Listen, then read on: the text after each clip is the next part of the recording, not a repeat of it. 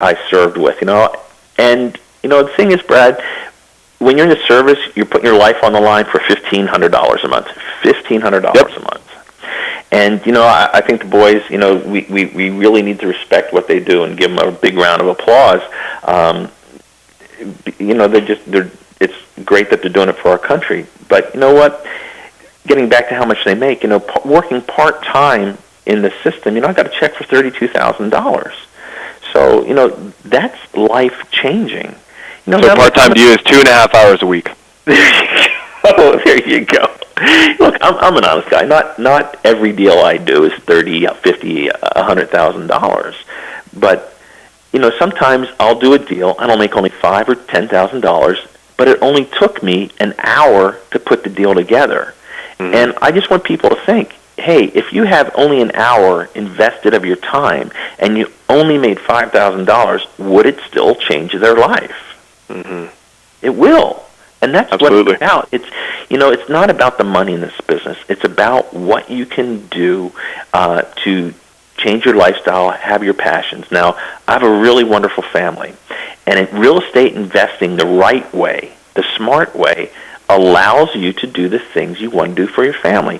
Now, here's a picture of my girls, and my passion is travel and my family. Now, other people have many other different things they like. They have their church, they have their community, and all of that.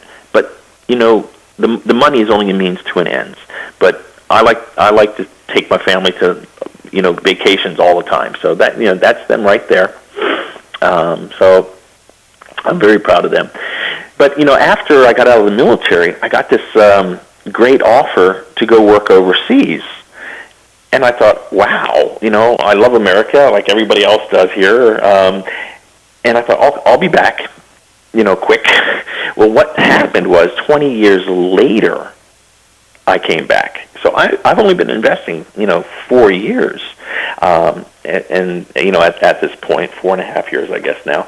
And when I came back from Australia, South Africa, and Europe after these 20 years, is that even though I did very well overseas, I had no credit when I came back to the U.S.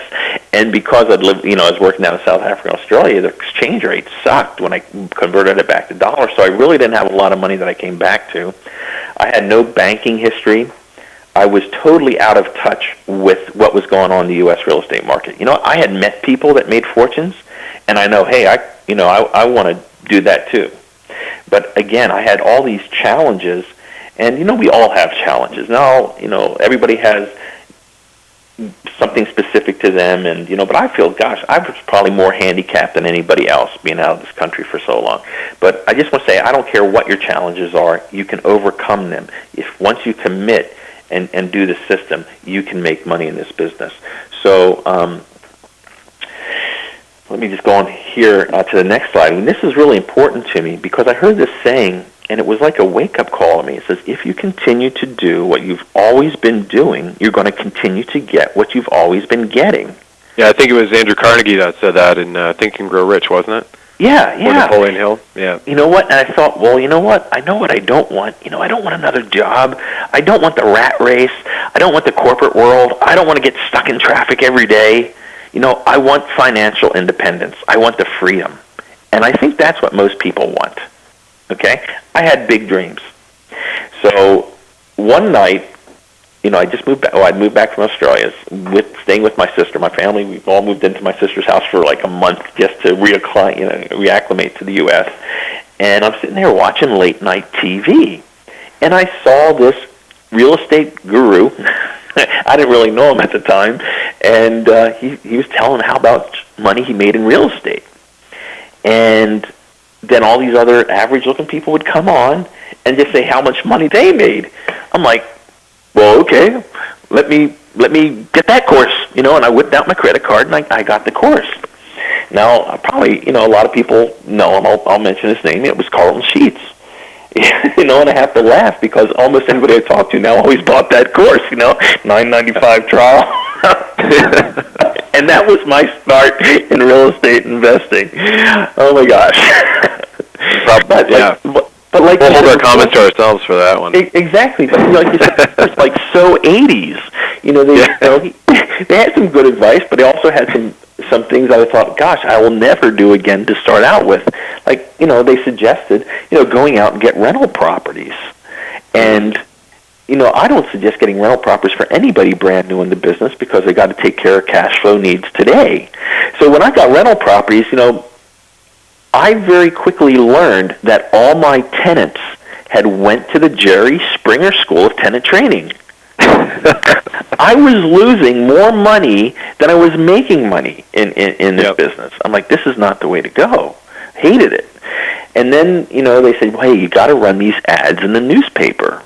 Now, the only problem is I was living in Charlotte, North Carolina at the time, is that 20 other investors were all running the same ads, we buy houses for cash.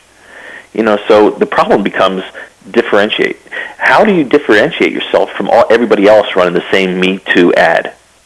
So you would run this, they would say, well, just run the ad for a whole month. But the only thing is running an ad for a whole month is expensive. Mm-hmm. And your calls were minimal.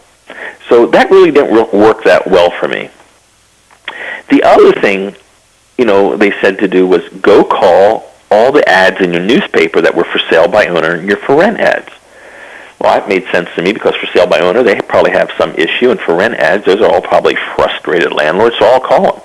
But you know what? When you're working, at a full-time job, trying to get back on your feet, and you're trying to come home and make calls, and you still have your family and your own stuff to do, one, it's very time-consuming, and two, is that you end up talking to so many unmotivated sellers because they want offers. They don't want all these creative techniques. So, I'd be on the phone, well, can you tell me how much your mortgage payments are? And they're like, well, why do you need to know that?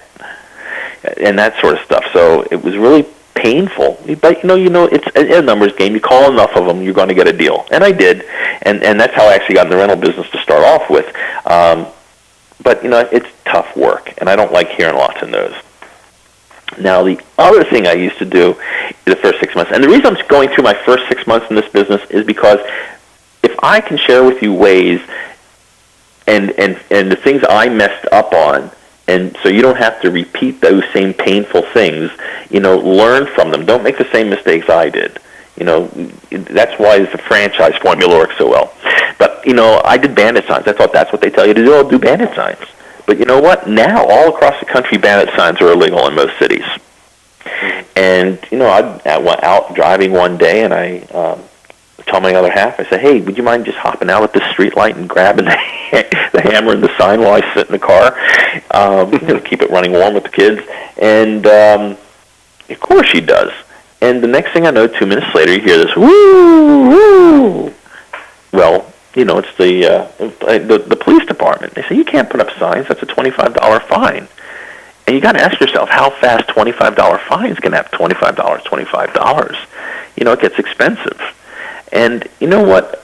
Since I was a CEO of a software company and now I'm relegated to putting up bandit signs, I'm like, this was not appealing to me at all. But I tell you what was worse was door knocking pre-foreclosures. That's scary stuff. I know some people do it and you can get good deals that way and it does work, but I tell you what, it's time consuming, but it's very dangerous. I've heard all sorts of stories out there. I've had even guns pulled on me. But I went out and I did it. And just to give you one example of what was going on was, in Charlotte, nobody owns burglar alarms. They all own pit bulls. Now, can you imagine you get through this gate, you're almost to the door, when around the corner you see a great big pit bull coming at you full steam?